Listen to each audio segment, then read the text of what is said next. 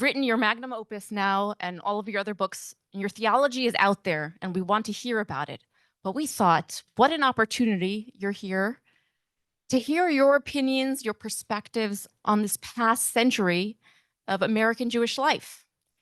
So as a first question, before we start breaking our heads over theology, I thought I'd ask, what inspired you to be an activist? What would you say was your greatest success that you're most proud of in terms of activism? And where do you feel frustrated that you weren't more successful? Next question. We can move to the next question. No, actually, before I begin to speak, I want to say a couple of words. Actually, I'm very happy to be, I'm very happy to be back in Miami. Many a long time. Miami was one of the early and very special cities on the CAJE circuit when I started, and we had understanding, support, and more important, community programs of learning. So number one is that I was talking with Norman and Nancy before about some of the memories. So number one, I'm just very moved and thrilled to be back in Miami, and appreciate that there are still people around who remember me, and I remember them very well.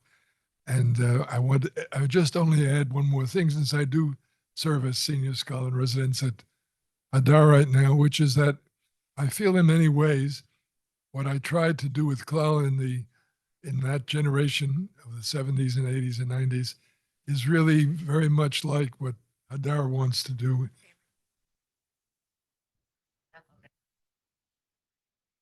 We're talking now. Okay, very much. Sorry, you didn't miss anything.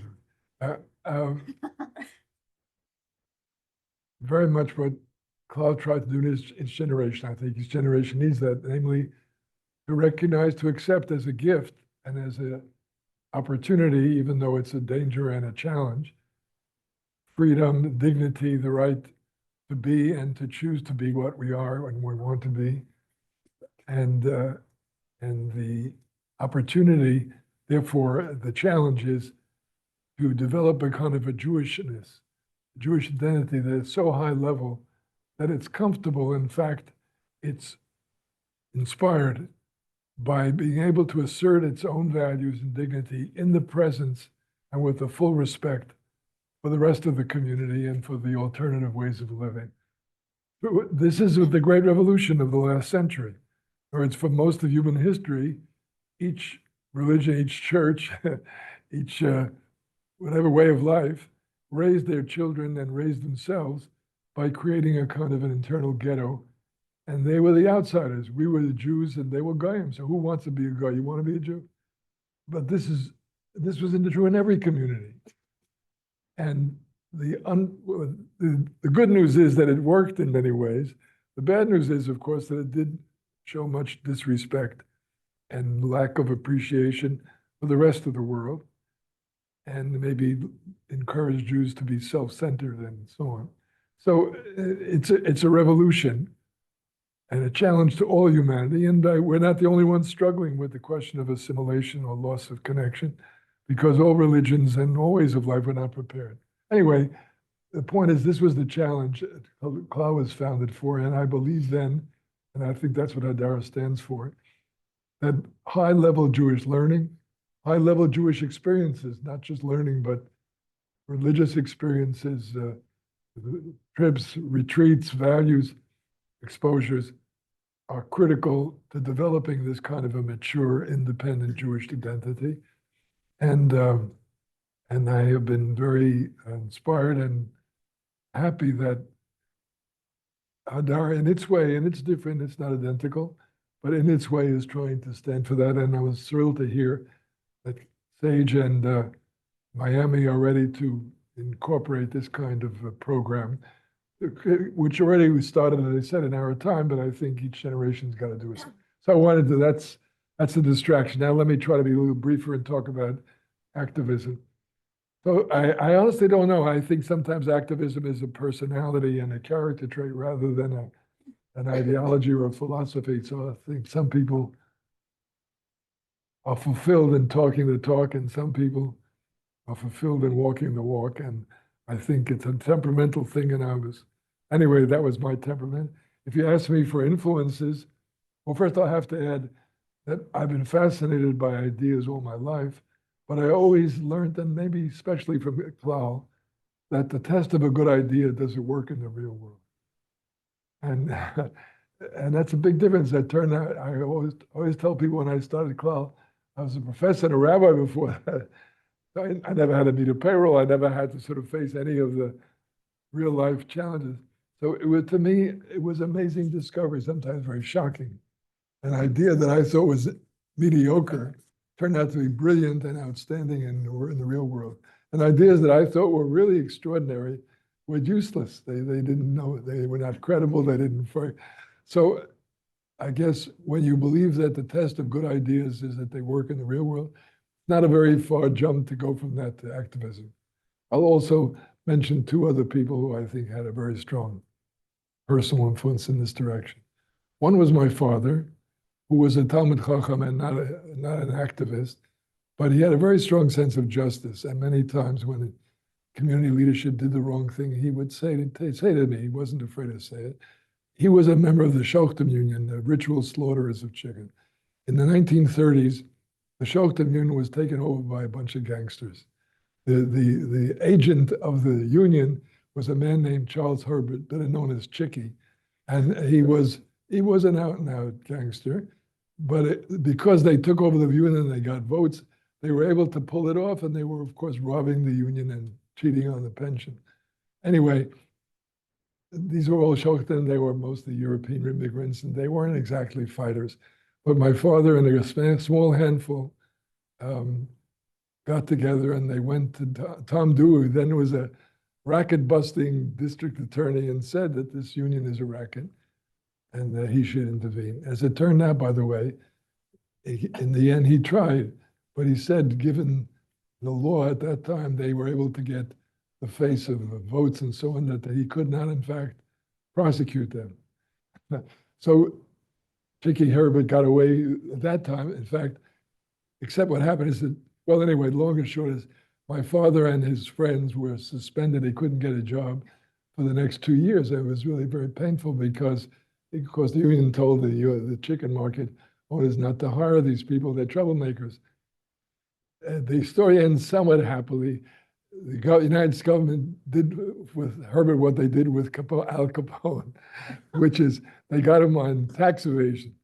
And when he came to be sentenced, his lawyer told him, if you can get people who have respect or people who are not crooks, and they will tell the judge that, that they should give you a break, you might get a shorter sentence. So Chicky went to my father and the others and said, if you will tell the judge to give me a break, you'll get your jobs back. So that's my father got a job back. But now, my point only is that he was kind of a model of activism. The other one I want to mention, because he really should be, all of us should know his name. Jacob Birnbaum, the founder of the Student Struggle for Soviet Jewry. He's a character of major proportions, and I can't do justice to him right now.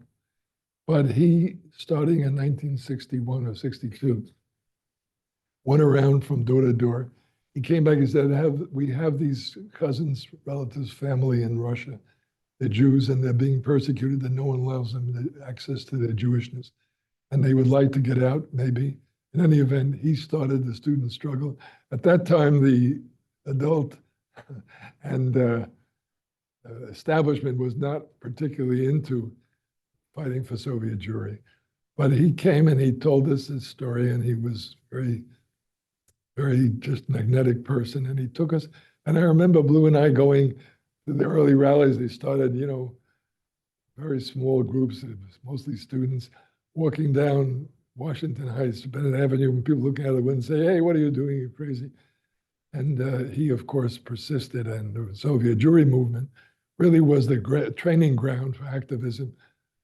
A couple of close friends, Avi Weiss, Steve Riskin, one could go on and on. But so I would say that he deserves a lot of credit for leading me down what I thought was a good path in the end.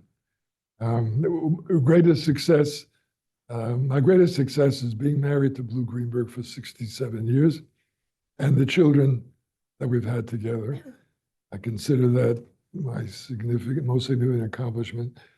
Other than that, it would be hard to pick out. Obviously, I feel very deeply about the museum, and I also feel and about the importance of remembering the Holocaust. And I always say, although I think my son, JJ Zichronova, gets the credit, Birthright Israel has been a tremendously rewarding experience. So frustration, it don't really matter in the end. Frustration doesn't count, because what counts is if you hang in there and do what you have to do. That having been said, it's interesting. I'm sort of facing the possibility that I don't have that many more years to do it. At the time, in the I guess it was the 1970s, yeah, I was a professor at Yeshiva University, and the truth is I am grounded and still love very much the modern Orthodox community. But remembering the Holocaust and Israel, dealing with it, I felt was the challenge. And it's a paradox. Yeshiva wasn't ready to allow that. They hired me to be a Harvard PhD in American history, and they really were very grudging and fought it. So I was looking for a Jewish outlet. It sounds paradoxical, but that is what happened.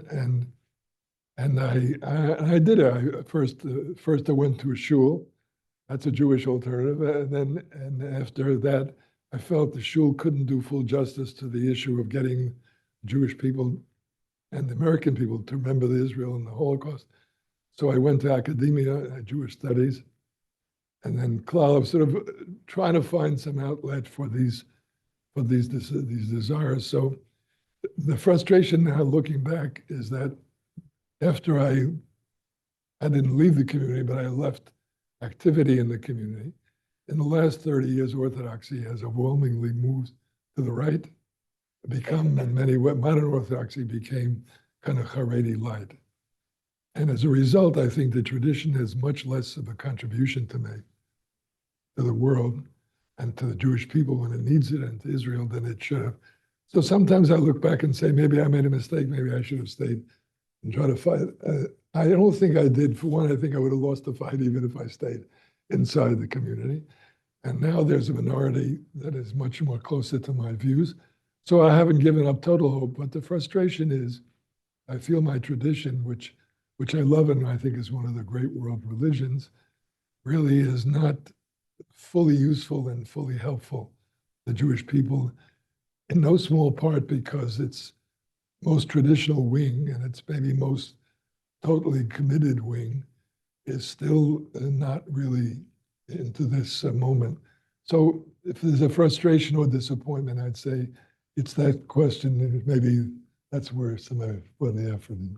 Thank you so much. Can you hear me if I just talk normally? Okay. I don't think we have a second mic here. So you brought us to the Holocaust. You brought us to your fight with the mainstream Orthodox world. So let's get into it. You once, more than once, but you advanced this very bold, shocking thesis that upset many people, that in the wake of the Holocaust, God had broken his covenant with the Jewish people. A position that you actually revise in this book. Right. Now, I was wondering, could you walk us through that idea, why you first came up with it, and then also what made you change your mind? Because that certainly is one of the things that Orthodox establishment was not pleased about, your notion of a broken covenant. Fair enough question. And again, it's not just an Orthodox issue, of course. Look, I didn't plan to get involved emotionally and intellectually and spiritually with the Holocaust. As I said, I was on my path. I was a child of immigrants. I wanted to be all-American academic. That's why I went to Harvard, because I wanted to have a good American credential. Of course, who knew that 30 years later it would be a shame. anyway, but I was in planning to be an American academic. My field is intellectual. My PhD was not in Jewish, it was in American intellectual history. And then in 1961, I got a Fulbright we went to Israel with our first child was 3 months old, Moshe, and I stumbled into the Holocaust, and it took over my life. It's very shaking, it's very shattered. It should be to any Jew, not just an Orthodox Jew. But I really found it devastating to my religious life and belief. I was a happy, fulfilled, observant Jew. I loved it. And God's in the world, you know, and this is a moral world, and the Jewish people are beloved of God, and we have a covenant, we have a partnership with God, and God looks out for us, and that was all I believed, all that, and I really still do believe somewhat in all those things. And here came this, it was just absolutely devastating. I mean, like to this day, when I started to read about the Holocaust, and it's a scene that still haunts my life the rest of my life, right? In Treblinka, Rachel Auerbach describes how when they were transporting the Warsaw Jews to their death, they took them to Treblinka and there was gassing, and it was the winter time. And so people lined up, and they lined up for hours waiting to be, and most of them were naked because they hadn't taken off their clothes. So here are all these Jews standing for hours, freezing cold, waiting to be pushed into the gas chambers. And then she says, the guards at some point became restless because people, so they took children, they started throwing them directly into the burning pits. And then she says this following, I'll never forget it. Said, when once in a while the guard sort of had pity, they would hit the child over the head before throwing them in. But most of the time, she said they just threw them in, didn't bother. Now, frankly, I mean, again, when you read that, there is no God. This is not a world in which God exists. How could that happen? How could that be? You know, it's interesting. Many years later, Rabbi Soloveitchik did an essay, and he writes in the essay, in the time of the Holocaust, in the time of what he calls Hester Ponim Muchlat. Hester Ponim means when God is hidden. I understand that. What does he mean by Muchlat? That's like squared. What does it mean to say God is missing or is hidden squared? You know what he's saying? He was really saying what I experienced, and I didn't have the courage to say publicly, which is in that actual moment, you don't believe in God. You don't exist. Anyway, so I had to live with this question and what broken covenant is about. Why do I say that? Because on the other hand, I had every day in my life, not only my wife and my child, Jerusalem, we were living in Jerusalem at the time. Jerusalem, you could see the living Jewish people, the living religion, God's presence in history. So it was like schizophrenia or worse. So I was very torn, and I'm still torn to this day. How do you explain the classic position of the Jewish religion is a covenant, a partnership between God and us? But God looks out for us. So when Jews suffer, the Torah says it's because they sinned, and God brought and punished them through these terrible punishments. How could you say, what? I mean, in other words, how could I by the way, serious, the major Orthodox rabbis said that, because that's what the Torah said, right? You're going to tell me that that kid was burned because his parents didn't eat kosher? What are you saying? Well, the Satmar Rebbe's version, it's because they were Zionists. That's why God sent this ton. So tormenting and starving Jews for 5 years in the Warsaw Ghetto before you gassed them, that's because they were Zionists. So to make a long story short, I could not come to any understanding that it satisfied me. And I was still dominated by this idea. It's a covenant. God protects us, we protect God. So I said to myself, if you want to be honest about it, and God wants to be honest, and God doesn't want me to worship fake and to make believe that I'm perfectly satisfied. So that's why they're saying what they're saying. I feel sorry for them because they're trying to protect God. So once they protect God, they have to, it's the Jewish people's fault. That's why they're getting what they deserve. So I didn't know what to do. Under the power of that belief that somehow God should have protected us. So I said, well, the answer is God broke the covenant, didn't protect us. Yes, by the way, just to be fair, at the time also I knew as I wrote those words that the covenant is not over. It's not broken in that sense. I was living it every day and I was seeing it every day, and it's blossoming. We're living in one of the great covenantal generations of all time, right? The Jews gathered from all over the world to Israel. The rebirth of Jerusalem, the prophets swore that the day would come in Jerusalem, you'd walk the streets and you'd hear the dancing and the weddings. It's all happening. So I'm trying to reconcile these two facts with each other. So I said it's broken, and I wrote a footnote immediately. I said, maybe you should understand, broken doesn't mean it's over, because it's living right now. It's blossoming. So maybe broken should be understood as wounded. And that's what it should be. The Torah should be wounded. The Jewish people was torn apart and killed. Why should the Torah be whole? If it's our Torah, it should share. By the way, I've come to realize God was living through the same thing I was. In other words, in a sense, that's what the tradition understood properly teaches you, that God shares Jewish suffering. The Talmud says at one point, if when a human being suffers, God says, I have a splitting headache, not just a headache. So you can imagine how much God suffered in the concentration camps or in the gas chambers. So in the first trying to come to deal with it, so that's why I began to rethink the language of broken covenant. The other reason was, frankly, because the most traditional Orthodox Jews, many of them, some of my best friends, were very negatively affected by it, and that shook me a little bit. It's also, too, I don't mind disagreeing from an argument, but they sort of dealt with it much more harshly than just simply disagreeing. So that shook me a little bit, too. The book, in my judgment, is much fairer to God, not just to theology. What I came to realize is that the truth behind what I was saying, broken covenant, and that's, of course, the name of the essay is called Voluntary Covenant. What I'm saying is, this is a miracle of the Jewish people. We are living in the most heroic age of the Jewish people ever. What they did was, God broke the covenant, and now the Jews who had the impression that as long as they're faithful Jews, they'll be protected, now realize they're living in a world with just the opposite. If you're more faithful, you're more vulnerable. 90% of the Haredi Jews were killed in the Holocaust. So what a hero it is to say, I'm not walking away, I'm not giving up. So I said, what happened here was simple. God broke the covenant, we're not obligated, but we took it up voluntarily. That's the heroism of Jewish people. They said, you can't order me, you can't threaten me. What are you going to say? If you don't listen to me, I'm going to punish you. What could be worse than the Nazis did? So God has no way of coercing us. So the real point of broken covenant was voluntary covenant.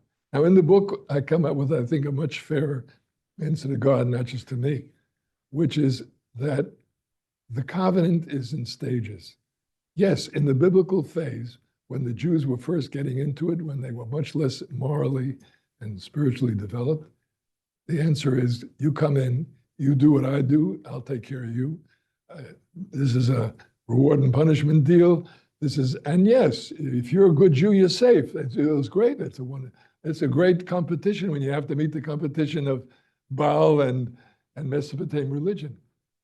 But in the second stage, and this is what the rabbis did and taught me, the rabbis said, how come if God protects us, how come the Roman Empire won and the Jews were exiled, the temple was destroyed, when the Jews revolted not against God, like in the first temple, they revolted for God. They wanted to get the Roman idols out of the temple. So the rabbi's answer was, God is self-limited. God used to punish and reward. God used to control everything in history. And as long as you satisfied God, God would take care of the Egyptians and the Midianites. But in the new world, God is saying, I want humans to step up and take more responsibility. And I'm not going to control. I'm going to give freedom to you and greater freedom to the conquerors. And now, so if you lose the Romans, you know what the answer is? If you intend to defeat the world's strongest empire, don't have a civil war. It's a famous Talmudic line that the Jews lost because of hatred of each other. If you want to win, you have to really, you read the Talmud, you realize what they're describing is that the second temple was destroyed for our sins, but not the sin of not satisfying God. It was the sin of reckless politics. It was the sin of irresponsible militants. It was revolting army instead of negotiating, and negotiating instead of revolting, and so on. So that led me to what I believe we're living through now, that we're in the third stage. And in the third stage, God is completely self-limited, completely self-controlled, not has abandoned us, just the opposite. God comes closer. That's what the rabbis taught me, that when God self-limited and gave humans more power, God actually comes closer. In the biblical period, you had to go to the temple to experience God, and then you would experience God. It's like electric voltage. In fact, if you touch the wrong place, you get electrocuted. In the second stage, God is more hidden, but it means God is present. Talmud rabbis say when you sit at a family table and you say words of Torah, God is present. When you make love in the bedroom and you love each other and you're kind and you're good, God is present. In other words, they said God actually came closer. You have to see it. You have to look for it. So I came to realize that what we're living through is the third stage. God is totally hidden. That means we're totally responsible. And so my answer to the Holocaust was, A, it is voluntary, and in a different sense, God is no longer getting us to do the right thing by rewarding and punishment. Even the rabbis already shifted. They said, well, not in this world. In the next world, you'll get your reward and punishment. But we're not doing it for reward and punishment. Again, we're living the greatest religious people of all time. They're doing it not because of love for God or because of love of the fellow human beings, fellow Jews, fellow human beings, or because of love of the idea of making this into a paradise, this world, and a world where we overcome hatred and evil. And that's what we're living through. And that explains, by the way, the Holocaust in quite a different way. Because the honest answer is that Jews had no power, so they couldn't save themselves. The Nazis took their freedom and their power and they used it to exterminate the Jews successfully. And the Allies, the neighbors, they didn't use their power to save Jews. Where they did, by the way, it worked, right? Look at Denmark, Bulgaria, 3 or 4 places they saved their Jews. But the others, they cooperated, so that 90% got killed. So my point only is that in this I'm arguing, it's not that God failed. On the contrary, God came closer, which means to say God suffered with us more than anybody can imagine even. But on the other hand, it's where we are right now, and that's what Israel's all about. The Jewish people woke up and said, we have to take power, and we will never again allow that to happen. And by the way, October 7th doesn't change that at all, because October 7th means that there are still people out trying to kill us, and they're well organized, and in this case, they successfully tricked us, and they succeeded in massacring more Jews than any day since the Holocaust. But what we've accomplished is that lasted for one day. We have an army now. We have an army now, and that army came and it caught 1,000 or 1,200 terrorists that were still there and wiped them out. And that army launched the war in Gaza with all its difficulties and pain. So there won't be another Holocaust. That's the point. And again, this is our test and challenge. Yes, how do you do that? But that's, so my point is in the new understanding of covenant, it is voluntary in the good sense, not because God failed, but because we've grown up and have come to understand the vision and the commitment of the Jewish religion and people to a better world and to a good life. And we're trying to live up to it and trying to live by it.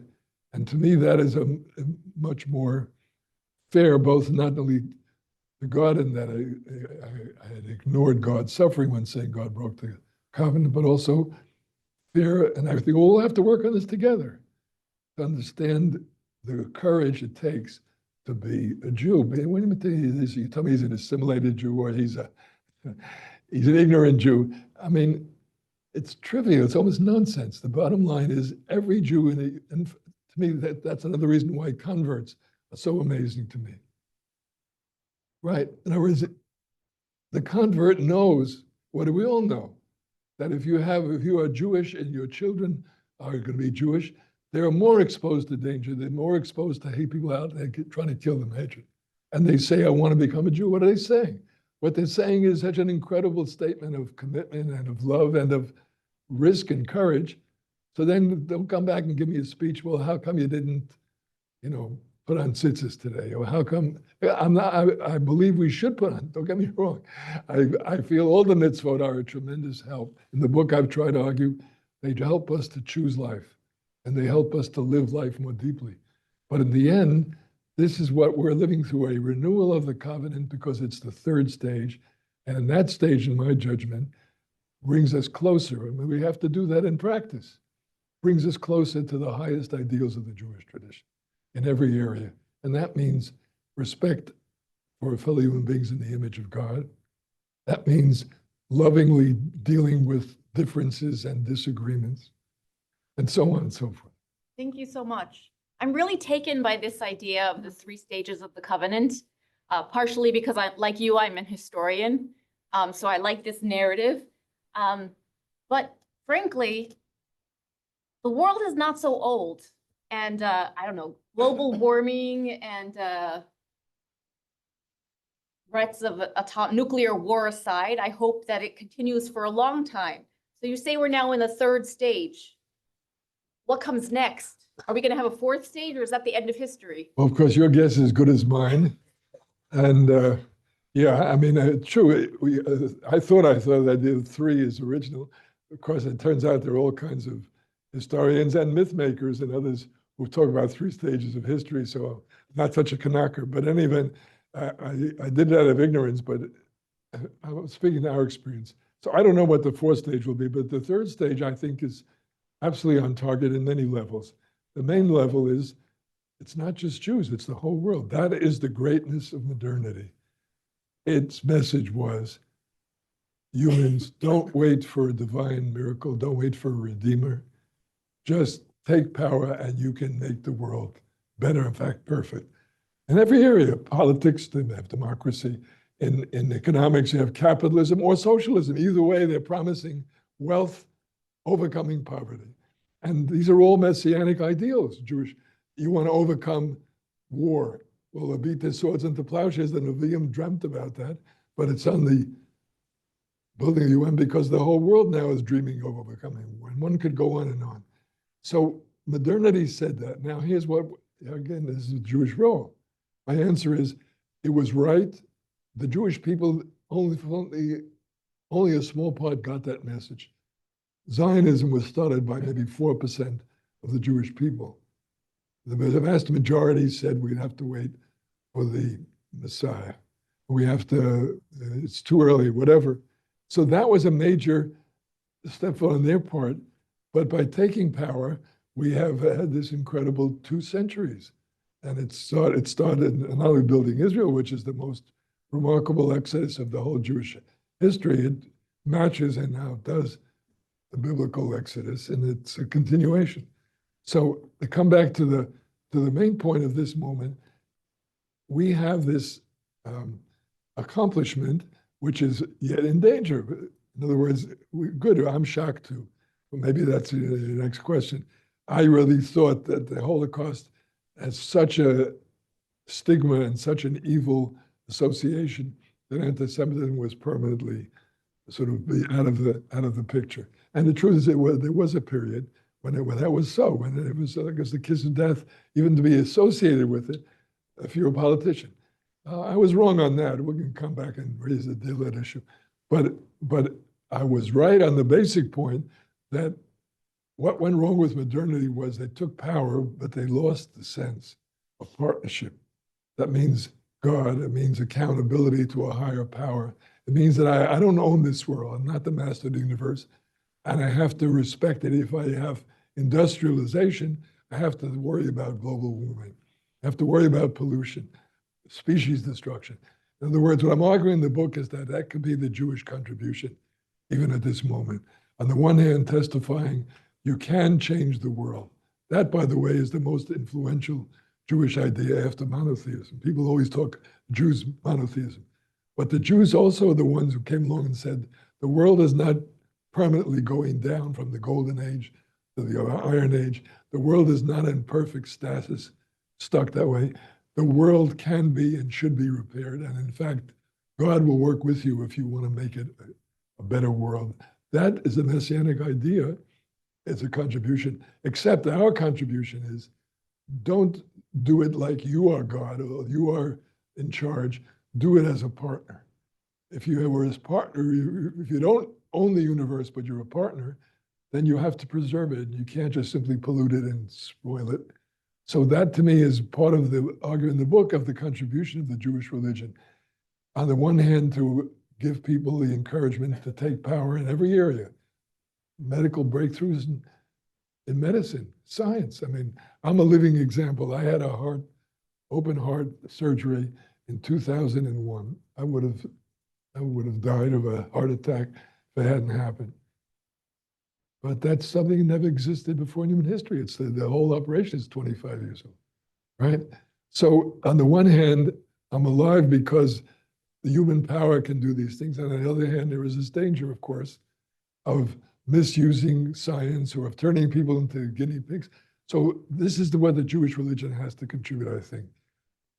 Encourage people to take power in every field, economically. Secondly, create a model society that does it, whether it be in Israel and a whole society, or whether it be in Miami where we do a community, try to show a model community where people do care for each other, where you're not abandoned, where if you're poor or if you need help, you can get help.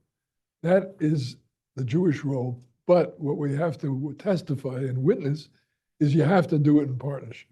Now, those Jews who believe in God or who have the luck of having a religious experience and they feel God's presence, which the tradition is trying to help achieve, can say with a full face. But my argument is those who don't have that, still they can say, I'm not sure about that, but I am a partner. And I want to be a partner. And I'm a partner with the generations before me. And because it hasn't been accomplished yet. So that is that's what the book argues. And I think it shows that the covenant, I still think it's broken and wounded in some ways, but it's also renewed and it is at a higher level than ever before. And we invite every Jew to join and to be contributed to that partnership. I have a few more questions, but I think that I want to let you all have a chance to ask questions, unless you want to cede all your time up to me. But actually, let me just ask one last question because it's very timely. And you've been at the forefront of Jewish-Christian dialogue and relations. And now we've got death of the Pope and the selection of the new Pope. And I'm wondering if you have any insight on, does the choice of the new Pope matter for the Jews? And what is the direction of this interfaith dialogue going? I can say on one foot, I said something to the rabbis who were here before this luncheon. The Christian repentance, the Christian admission of guilt for 2,000 years of mistreating and persecuting, expelling, ghettoizing the Jewish people is one of the great religious revolutions of all time, and they deserve credit for it. Any religion is capable of self-criticism and correcting that way. They deserve a lot of credit. And in fact, and I've argued, I got a book on this, that it was God's intention from the very first day. Christianity is not just another religion. It grew out of Judaism. It uses Jewish tropes and Jewish visions, and it has the same Jewish message. This creation can be and should be repaired into a paradise, and it can be done by a partnership of God and humanity. That's the same message as us. Now they have the tragedy. For us, and for us, it was really a tragedy. For them, it was a spiritual tragedy. For us, it was a real tragedy because they killed us and they've been persecuted. But I think God wanted us to be partners, parallel, Christianity reaching out to non-Jews, and Judaism continued to reach out, so we stay Jewish. And it was the only other way. Christianity never would have succeeded in the rest of the world if it would stay Jewish, because again, you have kosher, you have family, you have tribal things. If they didn't give that up, they wouldn't have been able to become a universal religion. So my feeling was that this is what God wants. One wing reaches out and gives up some of the distinctive human dignity, family, community, Jewish affirmations. And you need that model. That model remains because that's one of the models that works. And you need a second model that goes universal and goes to everybody. And you need the model that is universal, that's pure universal, is deadly. And you need a model that pure particularism is mafia and it's self-centered and it's wrong.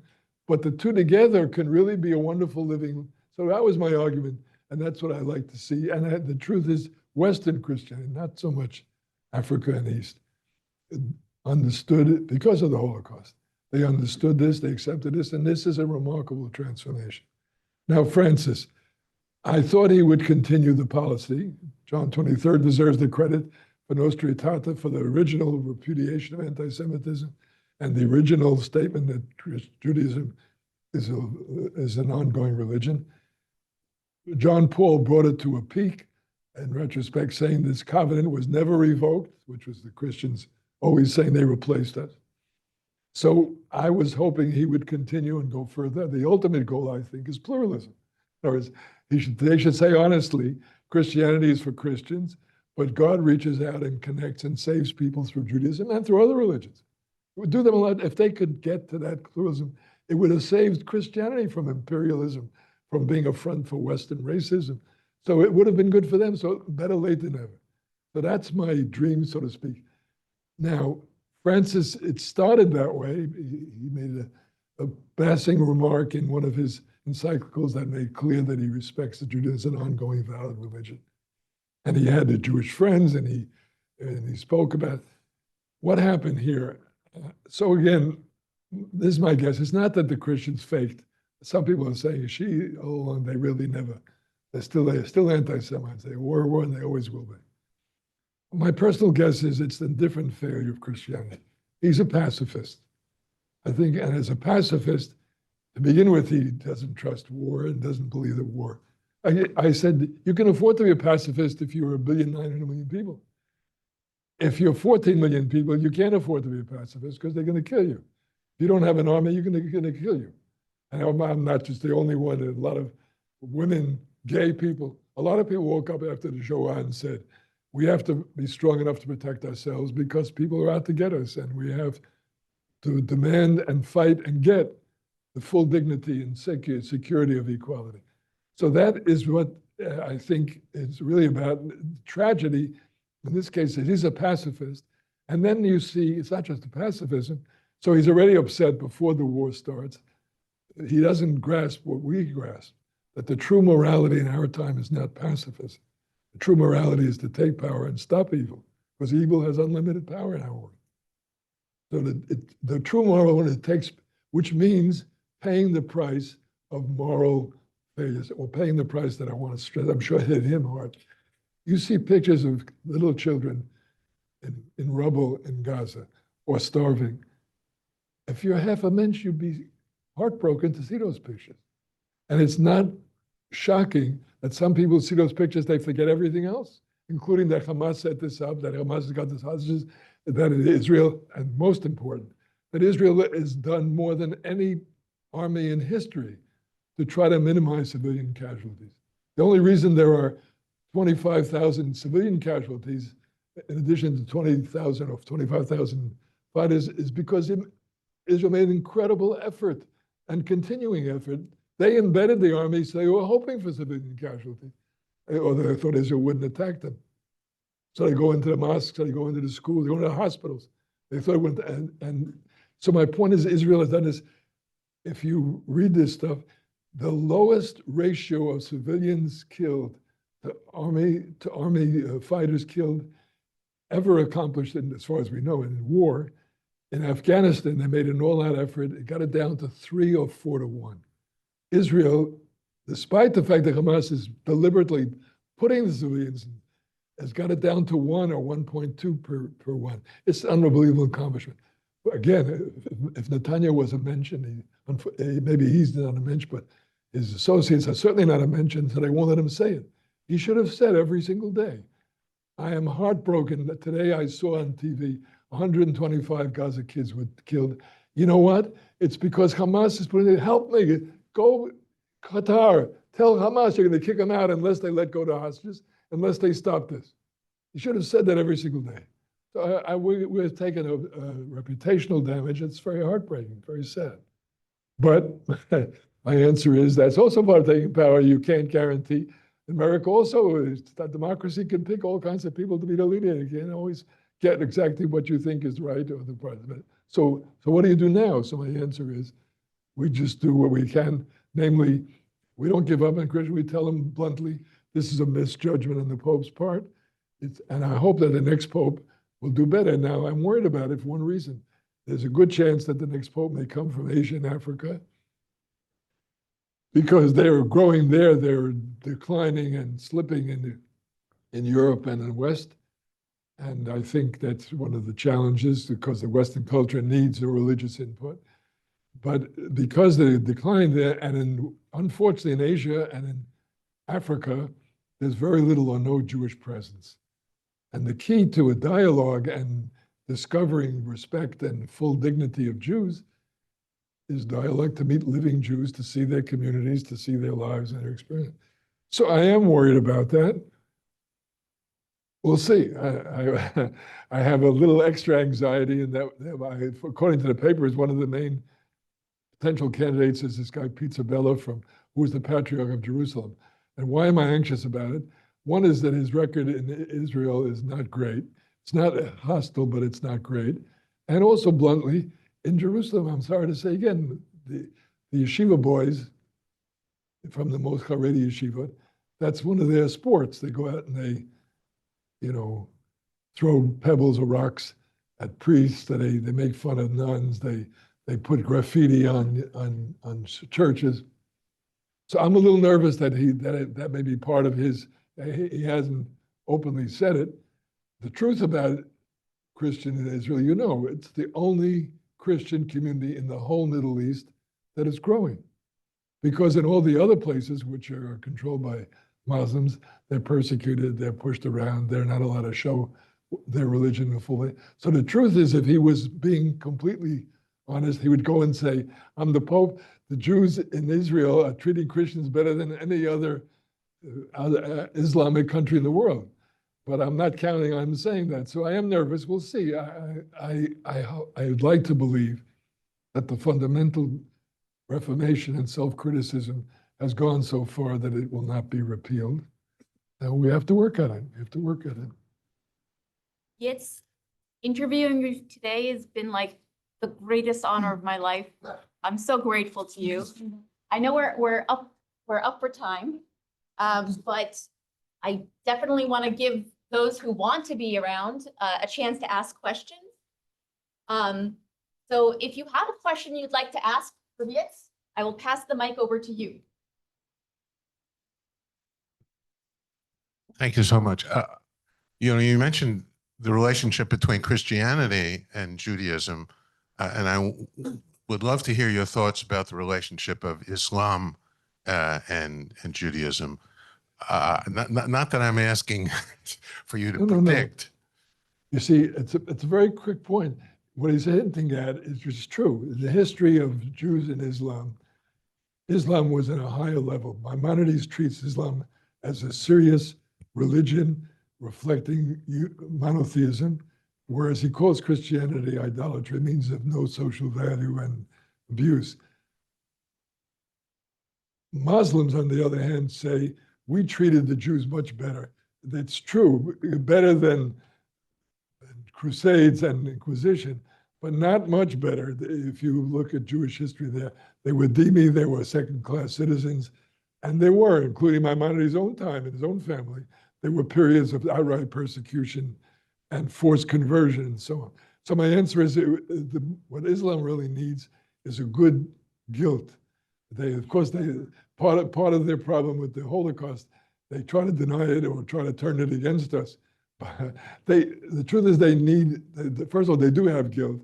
The Mufti of Jerusalem was a supporter of Hitler. The Arab in Iraq and in other countries revolted against the British. They wanted to be on the Nazi side. So the truth is they do have, even in the Holocaust, they have a share, nothing like Europe, of course, not the Nazis. So it would do them a lot of good to be guilty, which they're not, unfortunately. So I'll put it simply, if Islam would do what Christianity does, which is to say, purify itself of the hateful. I mean, again, Hamas's charter quotes the famous surah. It's Torah Shabbat, it's not Quran, it's the hadith, the commentary after. This is Bella's specialty, so I should let her tell her. they quote this surah that says there will be an eschatological end of war, end of year, history, war in which the Jews and the Islam will fight, and the Jews will be wiped out, and the last Jew will be hiding, and the Muslims will come looking for him. The tree will say, "Look behind me, there is the last Jew, get him." So again, that's in the Hamas charter. So my answer is, this is Islam's tragedy, although say it's our tragedy, which is right now jihadi version of Islam is the dominant one politically. It's not I think 100% not. There is room for growth. I think the Abraham Accord governments are trying to roll back some of the extremism or hobbyism of the Islam. So if Islam can purify itself of those elements, then you would see that part of it, that it is close to the Jewish people. Yes, and I do believe that God tried to reach out to Muslims through Islam, and Islam has many doctrines, including the idea of the image of God in human beings.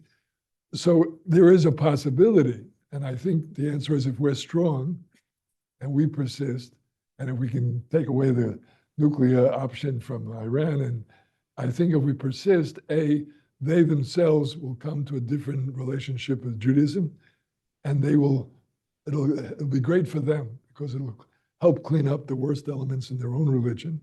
And at the same time, they can then begin to do what I think God wants to do, which is to reach out in multiple ways to the whole world. Whether it'll happen, I can't predict. And I will only say that, we can help it happen by being strong and being able to resist and fight the extremism. Final question. Better be a good one. Anyone? Okay. It's going to be a good one. Sorry, I'm running. Final question, and then we're going to let Rabbi Danny pass the close. No pressure. I'm not sure this is the question of the century, or maybe it is. But ever since I have been honored to be learning with you, Rabbi Greenberg, since the early 90s, I have learned and grown and taught and lived out my life with the understanding that it is our role to bring healing into the world, and that we have only us to depend on as we advance in our intellect and in our capacities to bring healing to our world. And yet, this is the million-dollar question, we see more hate, more poverty, more illness, more wars, more anti-Semitism. And I'm wondering if you can speak to that and give us some hope that there will be a time when there will be a tipping of the scales, and we can bring that tikkun to the world in which we live. Well, our religion, really, Judaism as a religion, has a messianic theme. It's very strong in the prophets particularly, and it's just what you said, namely, believe it or not, according to the Nevi'im, we will overcome poverty, we'll overcome hunger, we'll overcome oppression, there'll be equality before the law. These are all, I could give the psukim from the Nevi'im, that we're going to overcome war, that we're going to overcome disease. That Isaiah says in the Messianic age, will cure blindness, will cure deafness. I presume the equivalent in today's language. In short, this is our message to the world. So again, if you believe that, the answer is we have to continue to say that, and we would like to be a teacher and example of this. I'm tempted when I get finished saying this, I also have a bridge to sell you. If you'll meet me outside, I'll give you a special price. But that's our religion, and that's what it says. Now, again, it's all how you do it and how you balance it. What I mean by that is even a good idea, saving the whole world, can easily turn into, I want to save the whole world, and I'm not so worried about the Jews.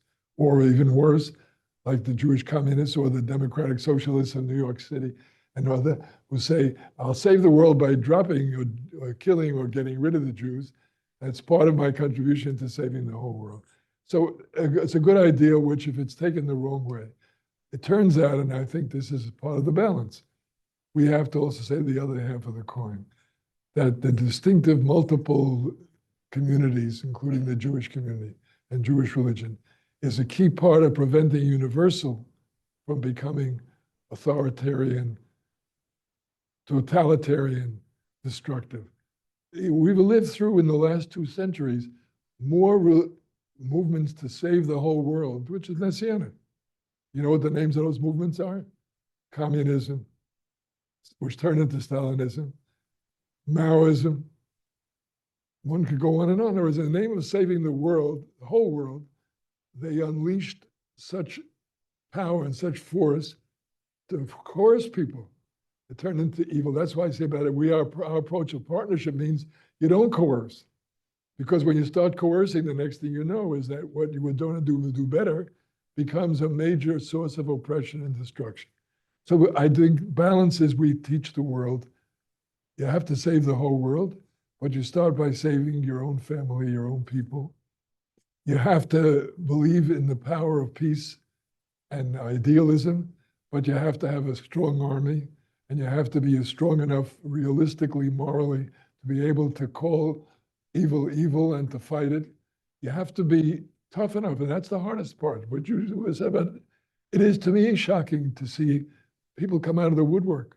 I think it's more than shocking that in the universities, the elite universities, that professors, and they have become the dominant tone setters, applaud. They applaud October 7th as resistance by any means. In other words, raping a woman repeatedly, shooting her after you get through raping her, that's a mitzvah, that's a great liberty.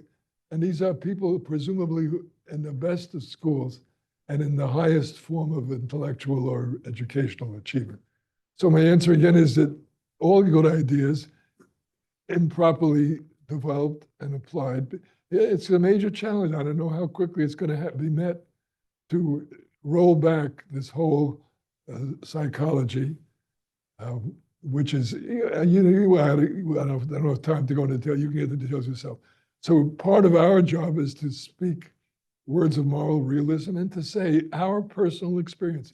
I try to tell this to the Jewish campus kids who are idealistic became anti-Zionist. They want to save the world, and they, in order to do that, they think they have to be anti-Zionist. So I tell them, if you will stop and look at your own people and own experience, it'll help you see through this facade. It's a facade, which in the name of trying to liberate and to make real, is really justifying genocide. It's trying to justify reverse racism, that all white people are evil, all white people are oppressors. So you have to be able to see through it, and the key to seeing through it is to look at your own people experience. Again, it's one of the tricks of totalitarianism. In Russian, they tell me you have to turn your father in. If this kid, forget his name, who was the hero of the Soviet Union because he turned in his father for speaking against Stalin, and they put him in the concentration camp, he died. And the kid was declared a hero of the Russian. They try to convince people that by killing your own family, by betraying your own parents, that's the way you can make this a better world. Well, of course it's not, it's the opposite. So that's part of our teaching and moral. And yes, sometimes it means going to war and causing great suffering to innocent people, but that is a lesser evil than letting the evil go unchecked, and as a lesser evil than not defending your own people. So our task is unfinished. It is much more risky than I thought, but as I've been arguing all along, after the Holocaust, without knowing the details, the average Jew took it on. When people ask me what the future of Israel, I tell them, I can't say everybody, but I visited, unfortunately, too many shivas in the last 12 months, particularly in the religious Zionist community, has a higher percentage of fighters and a higher percentage of casualties. And I was struck by how many parents, it's very shaking to me personally. The thought my grandchild is about, he'll be drafted in 6 months. So again, the thought that in order to live in Israel, you have to put your children, that's what the CAJE is about. In order to be a Jew, that you may have to tie your child to the altar, and God forbid, maybe have to sacrifice. Most of the Israelis I spoke to in the Shiva said they understood that, and they're prepared to pay that price. In other words, either because we have no other country or because they believe in this religion, this people, and this future, and that they'll pay whatever price. So we have to work to reduce the price. That's certainly not. But if you ask me personally, I believe the Jewish people has come through so many times before. After the Shoah, what other people could have come through this way? After the greatest catastrophe, to have the greatest outburst of life in history. So am I optimistic? Yes, depending on if the average Jew will be like the guys in this room who are willing to take responsibility, stand up for it, are willing to, and again, we'll all have to do a better job at what we're doing. I'm not saying we have all the answers, but I remain convinced that if we're strong enough, the anti-Semites will not win. I believe, I was hoping through American diplomacy, and we'll see. If not, then through, I think, eventually of Israeli the nuclear option will be taken away from Iran. And I do believe that if we persist, 10 years from now, 100 years from now, I'm not sure how long it will take, people will say this was their finest hour, that this was the most courageous generation. And hopefully more important, that we'll actually get there, I don't expect the Messiah to come in my lifetime anymore. But you know what? 20 years ago, Elie Wiesel helped me see this. It's too late for the Messiah to come. If there was really a divine Redeemer who had all the power, could have changed the world, then they should have come during the Shoah. And if it didn't come to Shoah, I despise such a person. I would say the person is not worthy of an ounce of respect. Or they're sitting there in heaven, enjoying God while these people are being cast. So my answer is it's too late for the Messiah to come, but the answer is we still can bring him. That's the real test. We still can bring the Messiah. It may not be him, maybe her, but that's another story. But yeah. Anyway, the punchline is, I see it, is that it's a time to renew our commitment and our steadfastness. It's a time to try to persuade the next generation to take up the unfinished challenge. But I do believe that the promise and the vision of Judaism is still credible and accomplishment. And for the record, the truth is more people have been taken out of poverty in the last 200 years than ever before in human history. So medicine, life expectancy, it's not all bad. Again, it's a good thing if it's out of control. So we had to get it back in control. But I finish with that. This is the opportunity as never before. People are willing to hear and listen to Jews, willing to learn from our model. And I think this is our opportunity to be a role model and a healing force for the whole world. Thank you.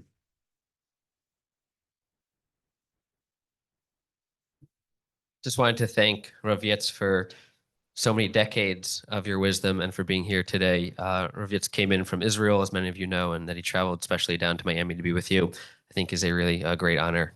So thank you, Rav Yitz. Thank you also to Bella, both for your thoughtful questions and everything behind the scenes to get to this point, to Mark for his wonderful introduction, and to Fred as well.